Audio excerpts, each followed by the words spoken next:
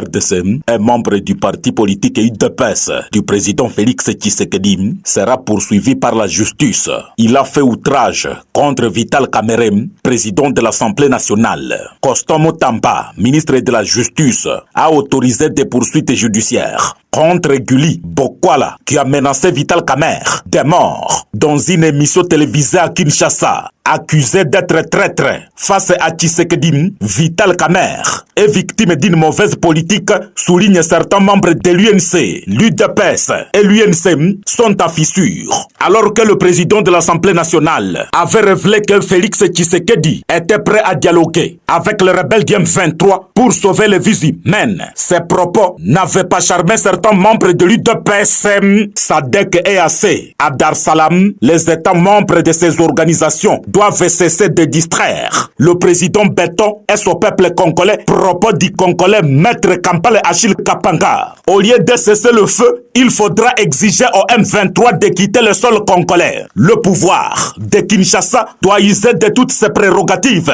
pour détraumatiser la population des Goma dont on ne connaît pas le sort. Chute Maître Kapanga. Le président Félix Antoine n'a pas donné mandat aux religieux de consulter des hommes congolais pour la paix à l'est de mon pays. C'est le porte-parole du gouvernement congolais qui l'a confirmé, le ministre Patrick Mouyaya. Antoine Félix reste ouvert à toute démarche pouvant contribuer à la paix et à la cohésion nationale. Alors que la Sengo et le CC ont déjà consulté Martin Fayoul, Delis Sanga et Adolphe Mouzitom, qui vivra verra la suite.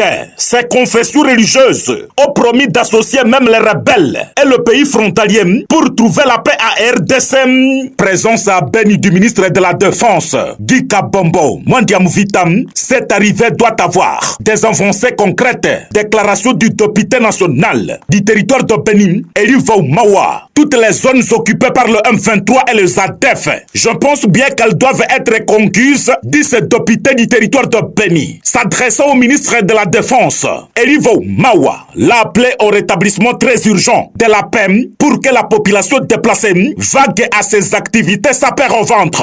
84 militaires ont fui devant l'ennemi sur les champs de bataille au sud Kivu et ont abandonné des munitions de guerre à l'ennemi. Certains d'entre eux sont accusés de désertion, de meurtriers et des autres de pilleurs et agresseurs. Ils se sont infiltrés en ville de Bukavu en tenue civile. Les audiences foraines en procédure de flagrance ont débuté le 10 février dernier. Chers patriotes congolais soldats, ne filent pas devant l'ennemi pour s'échapper de la prison.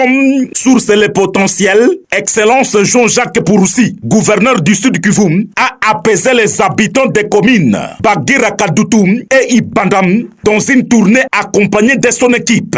La sécurité est sous contrôle et la population peut vaquer librement à ses occupations, dit le gouverneur Jean-Jacques Pouroussi. Territoire de Beni, désormais strictement interdite l'exploitation sous toutes ses formes des bois d'œuvre, de braises, sticks d'arbres, feuilles, racines, sont frappés par la mesure d'une lettre officielle approuvée par l'administrateur du territoire de Beni et le superviseur de l'environnement et du développement durable du territoire de Beni, Tcheko Daniel. Les zones frappées d'interdiction sont notamment Mayanko Sekididi Wevembam, Mikua Alunkupa Loselosem, Mwenda Kekingi et la chefferie de Watalingam. Daniel Tcheko, dont cette lettre affirme que tout récalistrant subira la rigueur de la justice et son hyper-empirie qui s'arrête là pour aujourd'hui.